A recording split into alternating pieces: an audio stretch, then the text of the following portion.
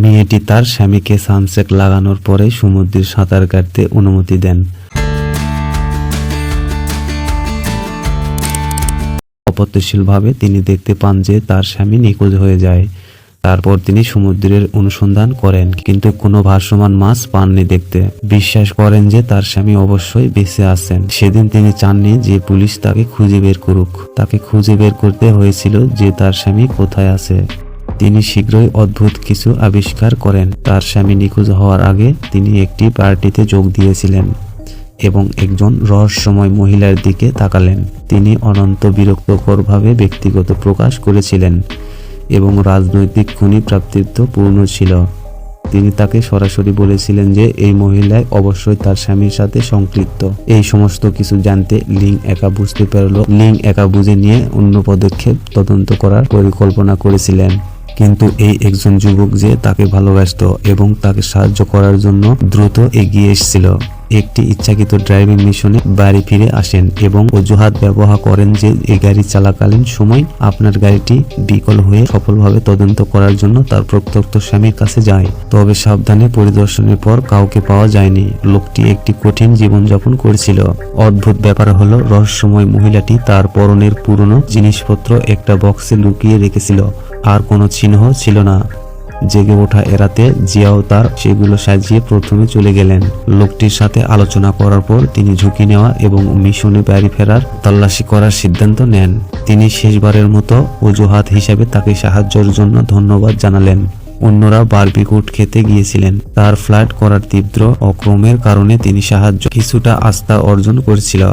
তিনি কেবল তাকে ডিনারে আমন্ত্রণ জানিয়েছিল, তার সাথে শুটিংয়েও গেমে খেলছিল, কিন্তু জিয়াও আন সাহায্য করতে পারেননি। সে কখনো ভাবতে পারেননি যে এই বাড়িতে বেস্ট ফ্রেন্ড তার পায়ের নিচে রহস্যময়ের মতো একটি বোন আছে। প্রতিদিন তার বোনকে সাহায্য করার জন্য দায়িত্ব ছিল।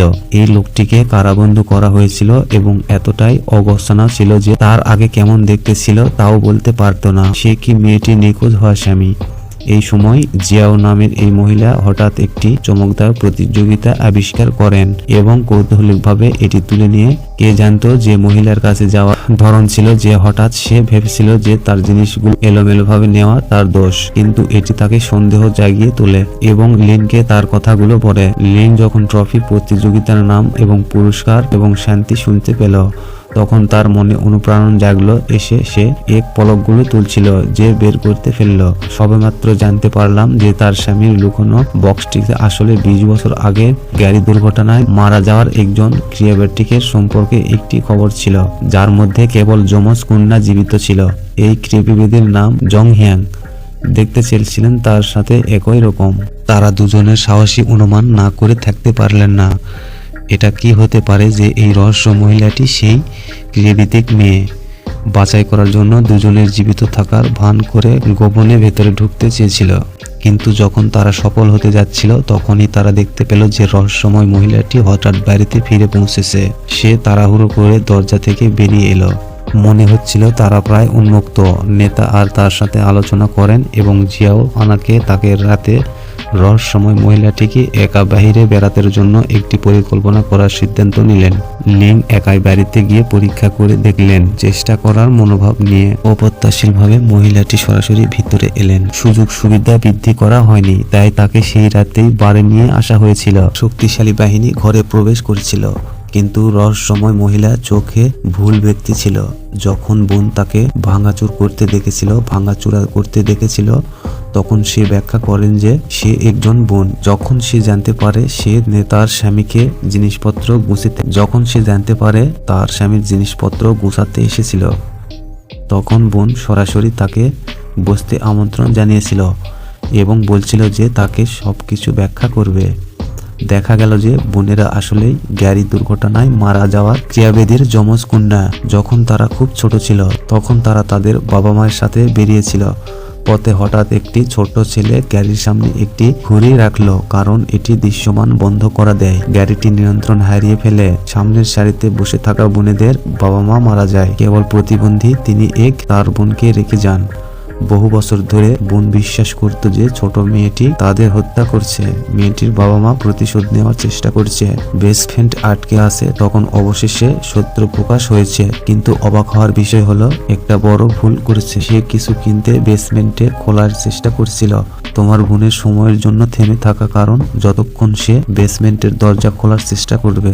যখন সে বার্তাটি দেখলো তখন সে বুঝতে পারলো কিছু একটা সমস্যা হয়েছে। কিন্তু তুমিও তো মোটেও জানোনি। দেখা গেল যে সে বলেছিল যে খারাপ মহিলাটি সাংহাইকে প্রবন্ধ রয়েছে এবং গোপনে তার মোবাইল ফোন ইত্যাদি নষ্ট করার জন্য তার সাথে পালিয়ে যাওয়ার ইচ্ছায়। কিন্তু মাঝপথে সে মাতাল ছিল এবং প্রায় মৃত ছিল। তারপর থেকে তাকে এখানে আটকে রাখা হয়েছিল। লোকটির পক্ষে এটি শোনা সত্যি অমনোযোগ্য ছিল, কিন্তু শীঘ্রই মহিলাটি তাকে বাঁচানোর জন্য তাদের উঠানে টেনে নিয়ে যায়। সে বিপদে পড়েছিল। তোমার স্বামীকে হত্যা করছে, অন্যথায় তুমি আজ মারা যাবে। এতে লোকটি খুব বিভ্রান্ত হয়ে পড়েছিল। তারপর গোপনে টাকা রিপোর্ট করেছিল এবং তার বোনকে মাতানোর চেষ্টা করেছিল। ঘৃণায় অন্ধ হয়ে যেও না। বোন তাকে সত্যিকারের খুশি দিতে সতর্ক জানিয়েছিলেন। সংগঠন মুহূর্তে জিয়াও জিং এসে পৌঁছেছে। তোমাকে রক্ষা করার জন্য সে কঠোর লড়াই করেছিল, কিন্তু পরের সেকেন্ডে তাকে মহিলা গুলি করে। এটি তোমাকে খুব ভেঙে ফেলছিল এবং তার স্বামীকে বিভ্রান্ত করার সুযোগ নিয়েছিল। হয়তো ঈশ্বরের কোনো স্বপ্ন ছিল এবং যিনি তাকে সরাসরি তুষারের উপর গভীর ভক্তকে পড়ে যেতে দেখেছিল এবং বেরিয়ে আসতে পারলেন না। শীঘ্রই পুলিশ ঘটনাস্থলে পৌঁছায় এবং সমস্ত জিনিসপত্র সরিয়ে নিয়ে গেল। বন্ধুরা, ভিডিওটি ভালো লাগলে অবশ্যই একটি লাইক দিতে ভুলবেন না। ধন্যবাদ।